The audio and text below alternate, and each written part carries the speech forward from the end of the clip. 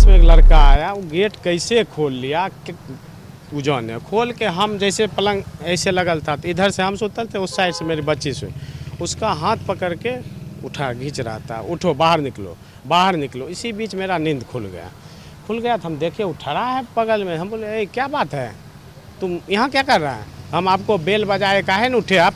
कल 1 बजे रात को मेरे रूम में काहे आप बेल बजाए? राजधानी पटना में एक शर्मसार करने वाली घटना सामने आई है, जहां एक नाबालिग छात्रा जो खुद पॉलिटेक्निक का एग्ज़ाम देने के लिए पटना पहुंची थी और उसके साथ होटल में छेड़खानी जैसी घटना को अंजाम दिया गया।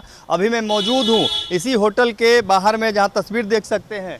ये होटल हिडन विला है जो रूपसपुर इलाके में है, जो है रूपसपुर इलाके में ही होटल पड़ता है। और हिडन विला के अंदर कमरे में छेड़खानी की घटना को अंजाम दिया गया है। और उसके बाद जो है ये पूरा मामला दरअसल ये शुक्रवार से जुड़ा हुआ है, जहां शुक्रवार को छात्रा अपने परिजनों के साथ यहाँ पे एग्ज़ाम देने, शनिवार को एग्ज़ाम था और एग्ज़ाम देने के लिए पहुँची थी और उसके बाद इसके साथ छेड़खानी जैसी घटना को अंजाम दिया है। हालांकि इस पूरे मामले को लेकर पटना पुलिस पूरी तरीके से कार्रवाई करते हुए एक व्यक्ति को गिरफ्तार भी कर लिया है। लेकिन शर्मसार करने वाली बात यह है कि छात्रा, चूँकि जिस तरीके से तमाम जो लोग बाहर से आते हैं पटना में परीक्षा देने के लिए, एग्ज़ाम देने के लिए, और उस स्थिति में किसी तरह की घटना होती है तो कहीं ना कहीं एक बड़ा मामला है। और आपको बता दें कि पूर्व में भी इसी तरीके से नीट छात्रा के साथ एक जो रेप जैसी घटना की बात सामने आई थी, जिसमें उसकी जो है डेड बॉडी जो है वो चूँकि मृत पाई गई थी। और उसके बाद जो है ये घटना पूरा काफ़ी तूल पकड़ा था। हालांकि बेहोशी की हालत में ही उसे अस्पताल पहुंचाया गया था, लेकिन उसके बाद इलाज के दौरान उसकी मौत हो गई थी। वो घटना लोग जो है कभी भूले नहीं है अभी तक। और उसी के बाद ये दूसरी घटना जहां छेड़खानी जैसी घटना की बात सामने आई और उसके बाद जो है पुलिस त्वरित कार्रवाई करते हुए एक आरोपी को गिरफ्तार कर लिया है। फिलहाल हम आपको जो उनके परिजन हैं उनसे हम बात करवाते हैं कि किस तरीके से क्या कुछ उन लोगों ने कहा है। मेरी बच्ची का पॉलिटेक्निक का परीक्षा है। मेरा घर बेगूसराय हुआ, नाम संतोष कुमार। हम आए यहाँ 11 बजे रात का, रूम लिए एगो। रूम का पूछे कितना चार्ज है, बोला 1000 रुपया है। 1000 रुपया और हम अपना आधार कार्ड मोबाइल में था वो दिखा दिए इनको। तो बोला यहाँ पर दस्तखत कर दीजिए। हम दस्तखत वहाँ कर दिए। हमको 103 नंबर वाला ही रूम दिया। हम 103 नंबर वाला रूम में चल गए। जाके हम अपना रूम लगा के सो गए। हम थी, मेरी लड़की थी, सो गए।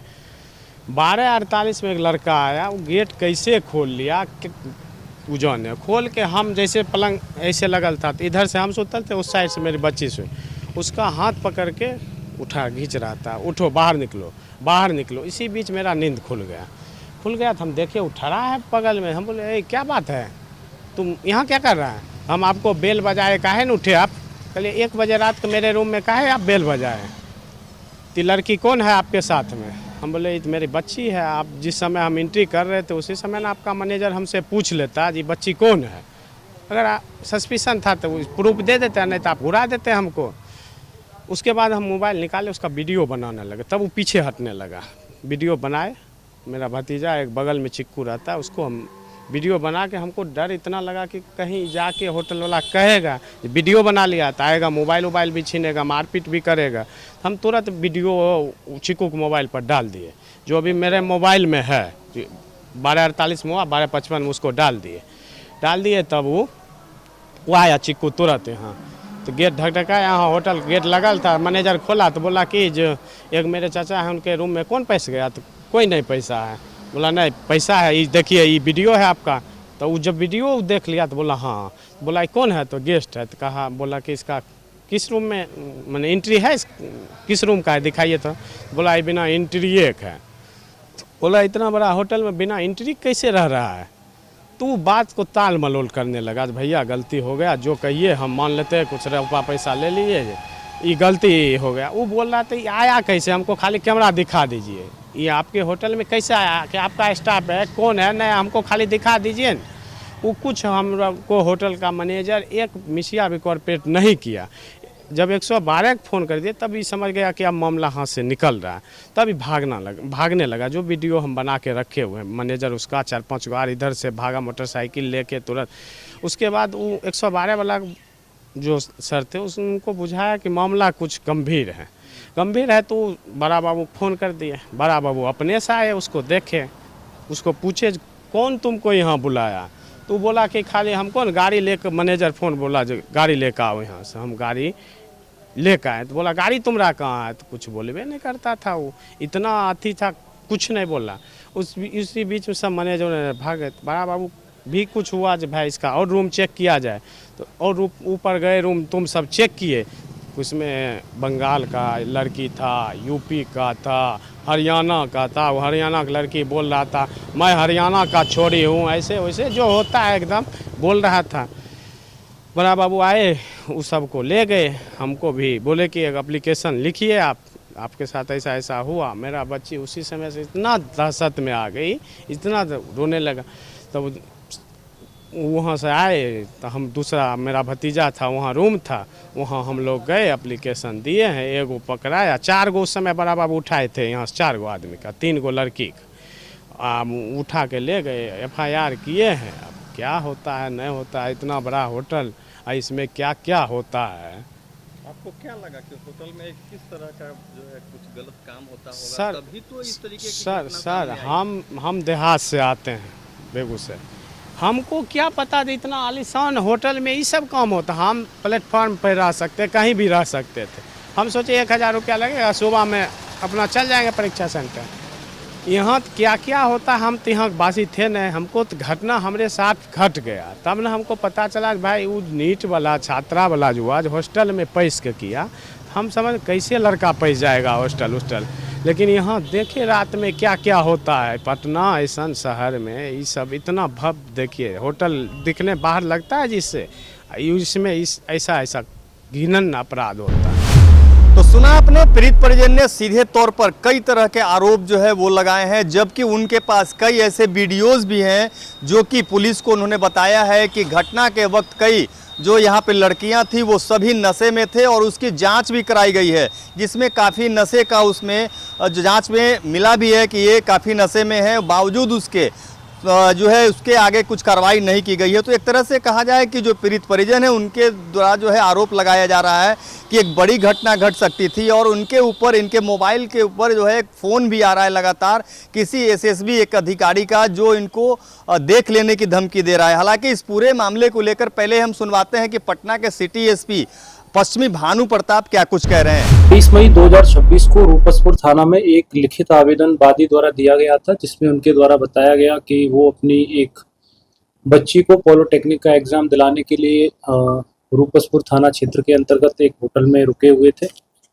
और चूंकि वो दूसरे जिले से आए हुए थे तो स्वाभाविक है कि उनको यहाँ पर रात्रि विश्राम करना था, और इसके लिए उन्होंने होटल हिडन विला में, जो रूपसपुर थाना क्षेत्र के अंतर्गत आती है, एक कमरा किराए पे लिया था। अपनी पुत्री के साथ उसमें रुके थे, लेकिन उसमें मध्यरात्रि में एक घटना घटित हुई। उसमें एक व्यक्ति जो नशे की हालत में भी था, वादी के कमरे में घुसा और उनकी पुत्री के साथ उसने छेड़छाड़ करने की घटना को अंजाम दिया था, और वादी के द्वारा इसमें 112 पर फ़ोन करके पुलिस को सूचित किया गया था। तुरंत पुलिस मौके वारदात पर पहुंची, और इसमें एक FIR रूपसपुर थाना में 378/26 बिहार मद्य निषेध एवं उत्पाद अधिनियम की धारा 37, पोक्सो अधिनियम की धारा 8/12 और BNS की धारा 74, 329, 351 और 3 सब क्लोज 5 के तहत दर्ज की गई थी।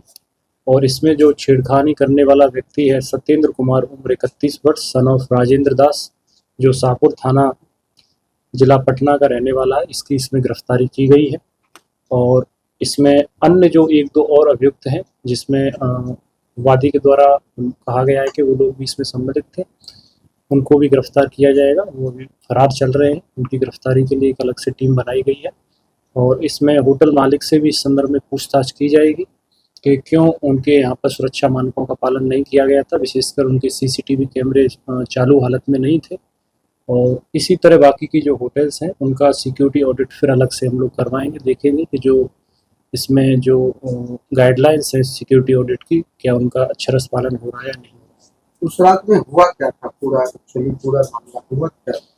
जैसा मैंने आपको बताया कि रात्रि के लगभग 12 बजे के आसपास व्यक्ति जो सत्येंद्र कुमार, उम्र 31 वर्ष, सन ऑफ राजेंद्र दास, जो पीड़िता है, जो अपने पिता के साथ पॉलिटेक्निक का एग्जाम देने के लिए आई हुई थी, वहाँ पर रुकी हुई थी, तो इनके गेट को खोला गया था और उसमें उनके द्वारा उस समय छेड़खानी की घटना को अंजाम देने की कोशिश की गई थी, लेकिन वादिनी के पिता द्वारा जो वादी है इसमें, जो फादर है बच्चे के, उनके द्वारा उसमें हल्ला किया गया और फिर 112 को कॉल किया। सर शराब पार्टी की भी बात आई है होटल में। शराब पार्टी की बात नहीं है, शराब पिए हुए था ये व्यक्ति। अब ये कहाँ से पी के आया था ये जांच का विषय है।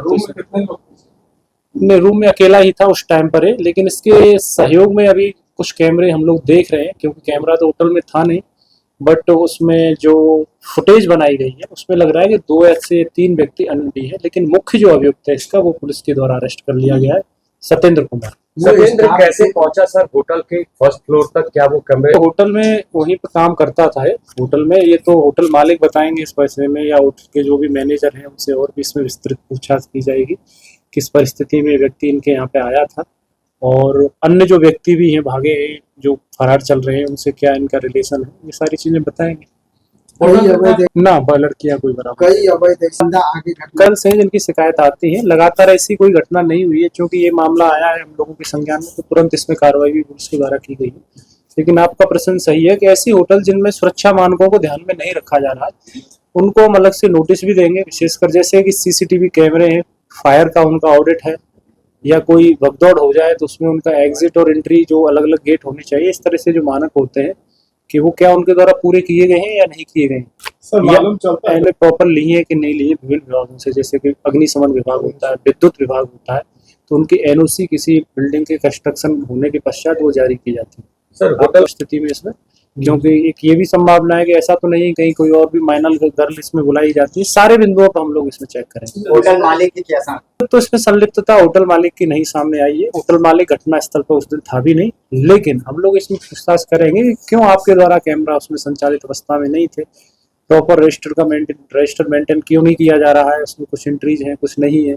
इसके अलावा उसमें जो पीड़िता आई है तो उसके साथ आपने कैसे स्टाफ को भर्ती किया, या ये लोग कौन है, इनका क्या वेरिफिकेशन किया गया था नहीं किया गया था। क्योंकि एक सुरक्षा मानकों में ये भी है कि होटल में जो कर्मचारी या जो स्टाफ कार्यरत है उसका पुलिस वेरिफिकेशन निश्चित तौर पर करवाना चाहिए, उसको बताना चाहिए ऑनर को, होटल वाले को, कि हमारे यहाँ इतना स्टाफ काम करता है, इनका आधार कार्ड ये है, ये यहाँ के रहने वाले हैं, ताकि पुलिस उनको उनके जो पैतृक स्थान है या उनका जो मूल निवास है तो वहाँ जाके पत्राचार के माध्यम से उसको सत्यापित करें। तो सुना आपने, सिटी एसपी पश्चिमी भानु प्रताप ने इस बात की पुष्टि किया है कि इस पूरे मामले को गंभीरता से लिया गया है, जिसमें एक की गिरफ्तारी कर ली गई है और अन्य लोगों की अभी पूरे मामले में जांच की जा रही है।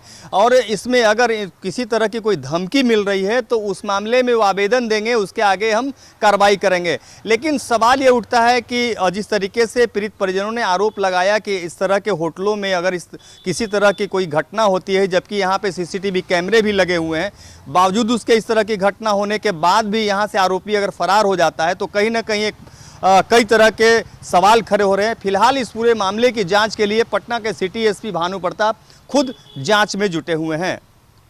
सहयोगी आनंद के साथ संजय कुमार, डायर्च न्यूज, पटना।